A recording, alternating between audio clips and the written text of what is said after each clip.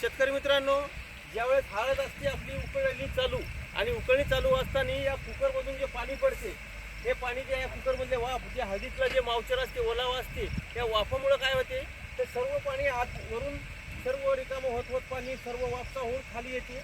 या इथून या साईडनं आणि या साईडनं पाणी इथं पडते. तर या साईडला आपण दोन जागी दोन टोपले ठेवले आहेत आणि हे दोन टोपल्यातला माल जो आहे त्या पाण्याचा, हे सर्व पाणी पडल्यानंतर हे पाणी आपण उचलायचं. उचलल्यानंतर ते पाणी आपण तिथे आपण दोन टाक्या ठेवल्या आहेत. तिथं या टाक्यामध्ये आपण नेऊन टाकायचं आहे आणि त्या टाक्यामध्ये आपण त्या पाण्याला जमा करायचं आहे. आता इकडे बघा, तिकडे टाक्या ठेवल्या, त्याच्यामध्ये आपल्याला पाणी जमा करणं चालू केलं आहे. कारण ते पाणी म्हणजे एक टॉनिकचं काम करते आणि टॉनिक सर्वात महत्त्वाचं ड्रिचिंग असो, बुरशीनाशक असो, हे एकदम चांगल्या प्रकारे काम करते. आपण हळदीला, कपाशीला, ऊसाला कशाला त्याची ड्रिचिंग करता येते. प्रतिपंप 100 मिली किंवा प्रतिपंप 1 लिटर हे ड्रिचिंगसाठी आणि फवारणीसाठी वेगळं माप द्यायचं असते. तर आपल्याला जर समजा हळद असेल किंवा ऊस असेल तर अर्धा लिटर एका पंपामध्ये 15 लिटरच्या टाकायचं किंवा 100 मिली फवारणीमधून टाकायचं किंवा 200 मिली टाकायचं. अशा प्रकारे आपण फवारणीसुद्धा करू शकता.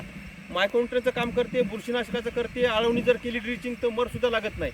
आणि हे पाणी जमा करायचं ज्यावेळेस पूर्ण वाफ होते, त्या वाफाचं पाणी पूर्ण त्या हळदीच्या आतमधला जो गर असतो त्यातला ओलावा जे मावचर असते ते पूर्ण पाणी आतमधलं झिरपून तिथं तो खाली जमिनीवर पडते. पण जमिनीवर पडण्यापूर्वी आपण टोपल्यामध्ये जमा करायचं. बघा इथं पण आपण टोपले लावले आहेत आणि हे टोपल्यामध्ये जमा केल्यावर टाकीमध्ये ठेवायचं आणि ते आपण वर्षभर आपल्याला बुरशीनाशक, टॉनिक यांचं काम जबरदस्त करते. तर अशा प्रकारे आपण आपल्या शेतातल्या हळदीचं किंवा दुसऱ्या कोणाच्या शेजाऱ्याच्या शेतात जरी हळदीचं ते खाली पडत असेल तर ते आपण जमा करायचं आणि जमा केल्यानंतर आपण ते साठवून ठेवायचं कॅनमध्ये आणि नंतर मग आपल्याला जसं लागेल तसं त्याचा आपण फवारणीसाठी, ड्रिचिंगसाठी वापर करू शकता.